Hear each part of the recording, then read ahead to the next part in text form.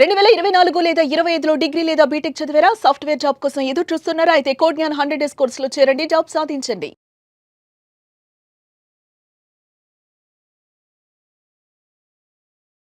నమస్కారం లాభిశెట్టి మహేష్ గారు. నమస్తే అండి.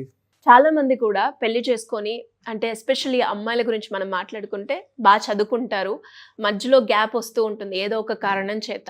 సో అలాంటి సందర్భాల్లో పిల్లలు అంతా అయిపోయిన తర్వాత కొంచెం డబ్బు ఉంది నా దగ్గర, ఇప్పుడు ఈ డబ్బుతోటి నేను ఏదైనా ఒక వ్యాపారం చేయాలి అనుకుంటున్నాను, కానీ ఏ వ్యాపారం చేస్తే బాగుంటుంది, ఇప్పుడు ఈ వ్యాపారం కనుక నేను స్టార్ట్ చేస్తే ఫ్యూచర్లో దీనికి డిమాండ్ ఉంటుందా, ఏ బిజినెస్ పెడితే బాగుంటుంది అన్న క్వశ్చన్ మార్క్ చాలామంది ఉన్నారు సార్. నాకు తెలిసిన వాళ్ళే ఉన్నారు.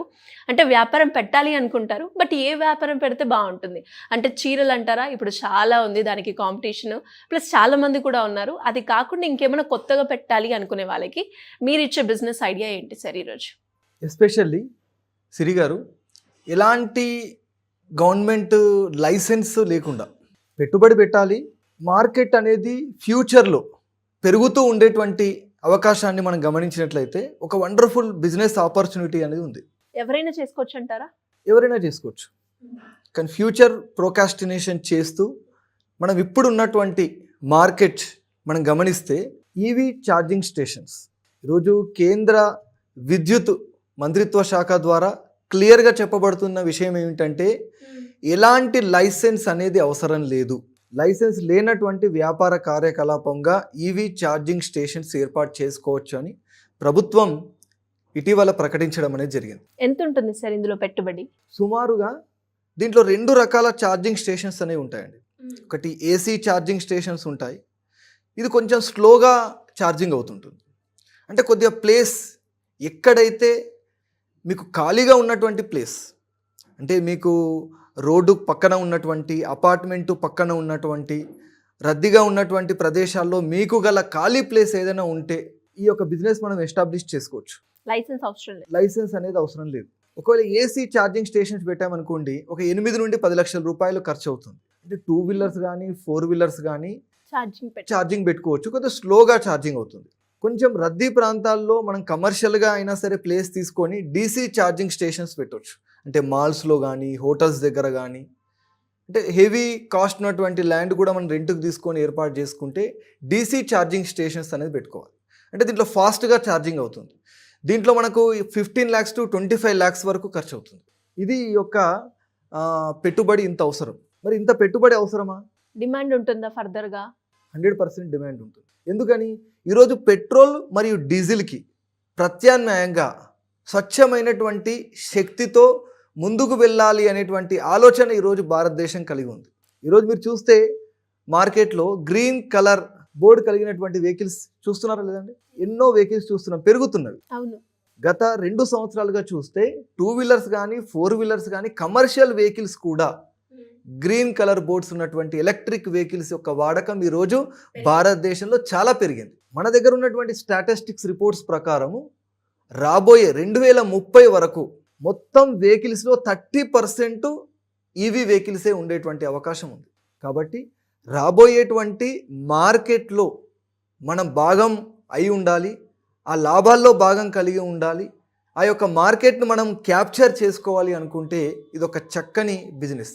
మీరు ఏ బిజినెస్ అయినా ఎస్టాబ్లిష్ చేయాలనుకోండి, ఏముంటుంది? పర్మిషన్ ఖచ్చితంగా తీసుకోవాలి. ఇన్వెస్ట్మెంట్ ఎలాగూ ఉంటుంది. డిఫరెంట్ గవర్నమెంట్ అఫీషియల్స్ దగ్గరికి వెళ్ళి, ఆ డిపార్ట్మెంట్స్ దగ్గరికి వెళ్ళి మనం పర్మిషన్ తీసుకొని రావాలి. అప్పుడు మాత్రమే మన బిజినెస్ ఎస్టాబ్లిష్ చేయడానికి అవకాశం ఉంటుంది. కానీ దీంట్లో మనం ఎలాంటి లైసెన్స్ లేకుండా సబ్సిడీ ఉంటుందా సార్? సబ్సిడీ కూడా ఉంటుందండి.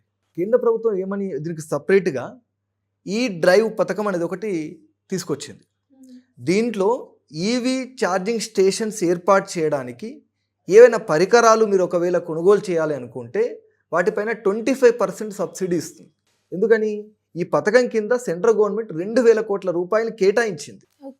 ఆ యొక్క ఫండ్కు అనుగుణంగా ఎవరైతే ఈ యొక్క ఛార్జింగ్ స్టేషన్స్ ఏర్పాటు చేస్తారో ఆ యొక్క పరికరాలపైన 25% ఇస్తూ ఏ ప్లేస్లో అంటే స్థానికత ఆధారంగా కూడా కొన్ని రకాల సబ్సిడీస్ కూడా గవర్నమెంట్ ప్రత్యేకంగా అందజేస్తుంది. ఎందుకని? వీటి యొక్క ఛార్జింగ్ స్టేషన్స్ యొక్క ఏర్పాటు పెరగాలి అనే ఉద్దేశంతో.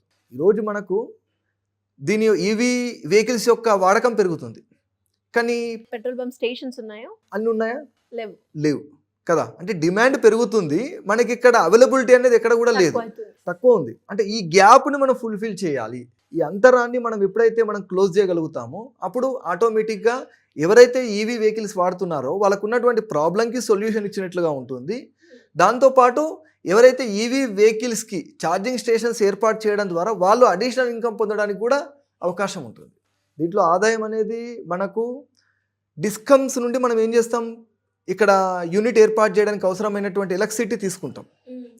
ఆ ఎలక్ట్రిసిటీ తీసుకున్న తర్వాత మనం ఇక్కడ కస్టమర్కి ఏవైతే యూనిట్ వైజ్గా సేల్ చేస్తుంటామో ఆ యూనిట్ వైజ్ సేల్ ఏదైతే డిఫరెన్స్ ఉంటుందో అది మన యొక్క ఇన్కమ్. ఓకే, యావరేజ్గా ఎంత ఉంటుంది sir per month? Per month ఈజీగా 20,000 to 30,000 ఇనిషియల్గా సంపాదించవచ్చు అండి. ఎందుకంటే మనము డిస్కమ్స్కి పే చేసేటువంటి యూనిట్ వైజ్ ఎలక్ట్రిసిటీ రేటు మనం ఇక్కడ సేల్ చేసేటువంటి ఎలక్ట్రిసిటీ రేట్ అనేది చాలా డిఫరెంట్ ఉంటుంది, అది మనకు ప్రాఫిట్గా ఉంటుంది.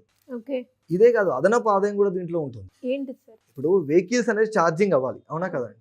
ఛార్జింగ్ అవ్వాలి అంటే వాళ్ళు ఛార్జింగ్ తీసుకోవడానికి వెహికల్స్ అక్కడ పార్క్ చేశాక వాళ్ళు స్నాక్స్, టీ, అవునా, ఇలాంటి కేఫ్స్ మనం ఏర్పాటు చేసినట్లయితే ఛార్జింగ్ పాయింట్స్ పక్కన అప్పుడు ఏమవుతుంది, మనకు అడిషనల్గా ఆ కస్టమర్స్కి సర్వీస్ ఇస్తూ ఉంటాము, మనకు ఇంకో అడిషనల్ బిజినెస్ అనేది కూడా పెరుగుతుంది ఒక కేఫ్స్ ఏర్పాటు చేయడం ద్వారా.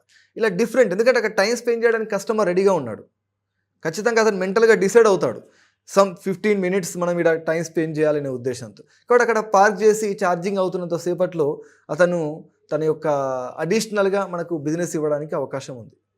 ఇలా ఎన్నో రకాల ఆపర్చునిటీస్ ఎలాంటి లైసెన్స్ లేకుండా పెట్టుబడి పెడుతూ రాబోయేటువంటి మార్కెట్ను మనం క్యాప్చర్ చేసుకునేటువంటి ఒక వండర్ఫుల్ బిజినెస్ ఆపర్చునిటీ అండి.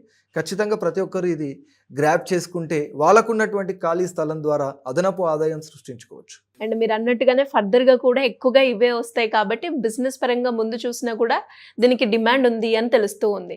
ఇంకా ఎవరికైనా కూడా వీటికి సంబంధించి ఎలాంటి డౌట్స్ ఉన్నా కూడా మిమ్మల్ని అప్రోచ్ అవ్వాలి అంటే ఏ విధంగా ఉంటుంది సార్? ఇలాంటి బిజినెస్ ఎస్టాబ్లిష్ చేయడానికి చాలా మందికి చాలా అనుమానాలు ఉంటాయి, వాటన్నిటిని నివృత్తి చేసుకోవచ్చు. స్క్రీన్ పైన కనిపించేటువంటి నంబర్ కాల్ చేసి నా యొక్క అపాయింట్మెంట్ తీసుకోవచ్చు. Thank you sir, thank you so much.